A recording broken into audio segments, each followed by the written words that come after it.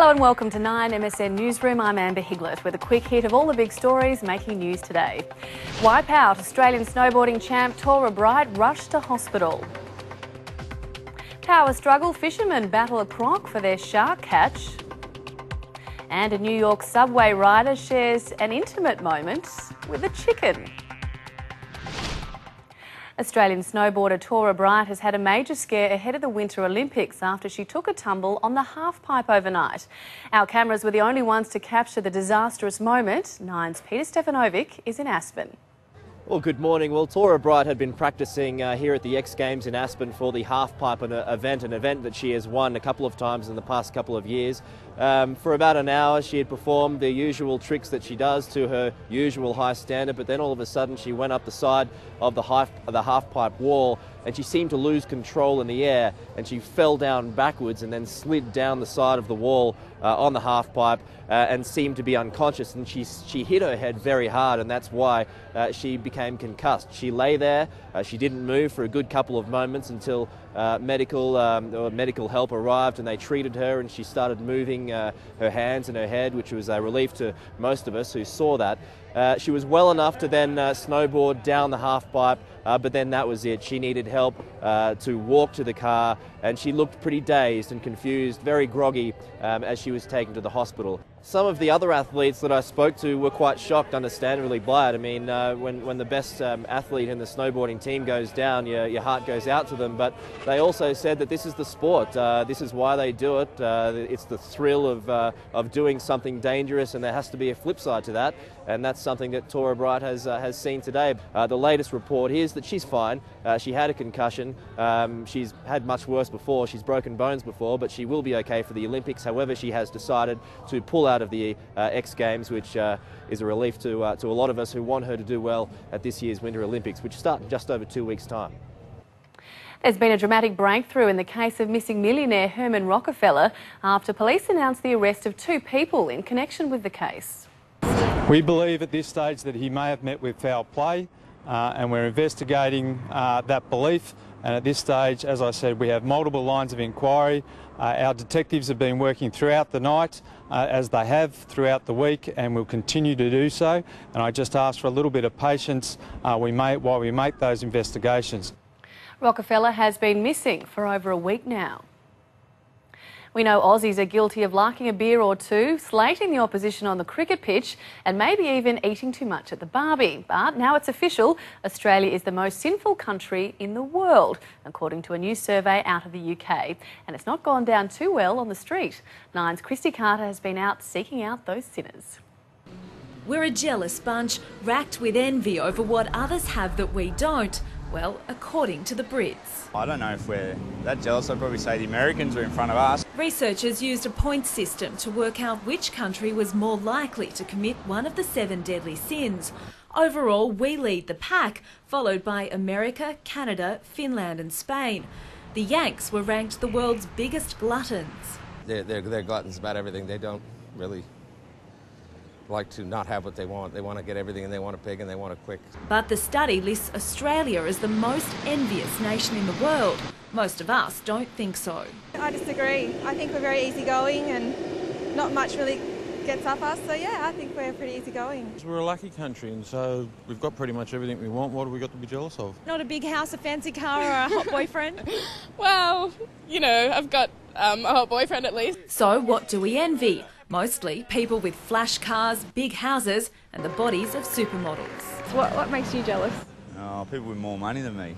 People who don't have to work. I'm on Facebook or something, and one of my friends will be somewhere really exotic like South America or Morocco, then I get really jealous. Well, here's a bet you could put your money on. Who would win in a fight between a shark and a crocodile? Well, that nearly became a reality during this fishing trip in the Northern Territory. This angler was just reeling in his catch when a croc thought he'd have a go. But the angler was having none of it and beat the croc back. Then one of his mates thought he'd pull a prank during the photo call. The fisherman clearly on edge after the incident. Not sure who I'd put my money on. Now, Mariah Carey isn't known for her sense of humour, and maybe there's a good reason. The popular US singer put on an accent and prank called her husband, Nick Cannon, while he was live on the radio. Have a listen. Debbie from Long Island was popping. I'm from Merrick, Long Island, and I want to talk about porn. Okay. Go head on, Debbie.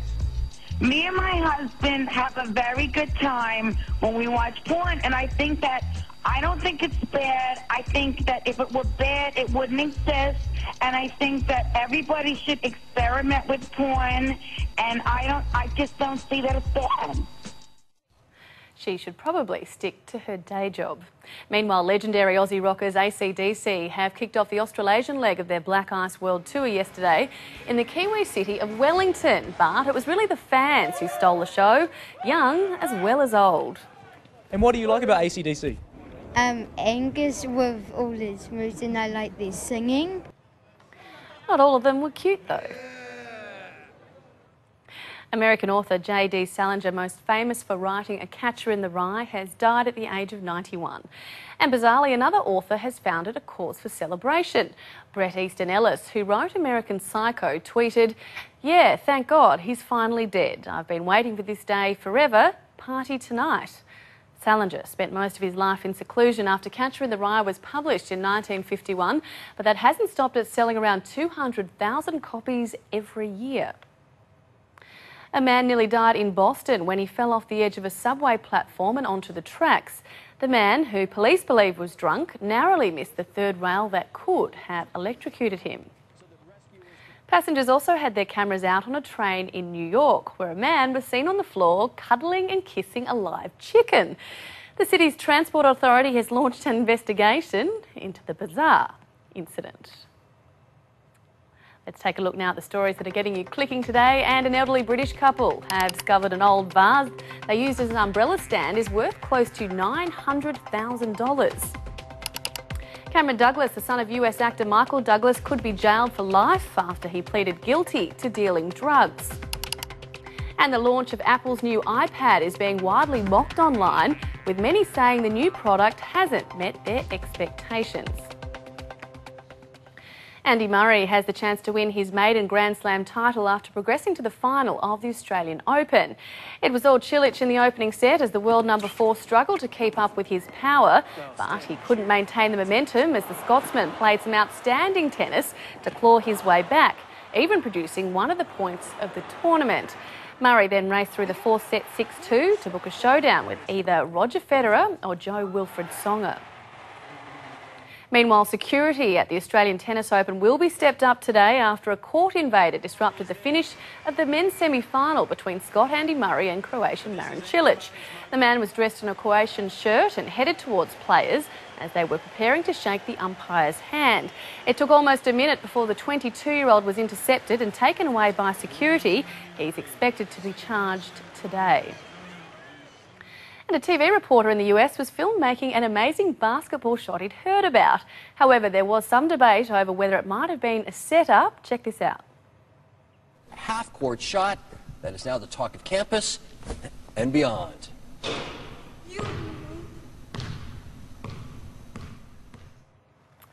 Taking a look at the weather now, and late storms in Brisbane and Sydney. 24 degrees in Melbourne, a top of 38 degrees in Perth. Tomorrow, rain expected in Brisbane, a sunny day for Canberra and Hobart, 33 degrees in Darwin. And for a more in-depth look at your weather at your place, just click onto the weather link on the newsroom homepage. Stick with 9MSN for the latest news all afternoon, and if you're not home in front of the TV by 6, you can watch 9 News Live right here. Also, make sure you use Bing for all your online searches. You don't have to search far to find millions of good things happening. Big or small. They can happen in private or in public. We can plan them or find their happy accidents. Every day people find love or fame and fortune. Some find God, a home, the truth, the answer and a cure. Every day good things happen. You just need to search in the right place. Bing. Look less, find more.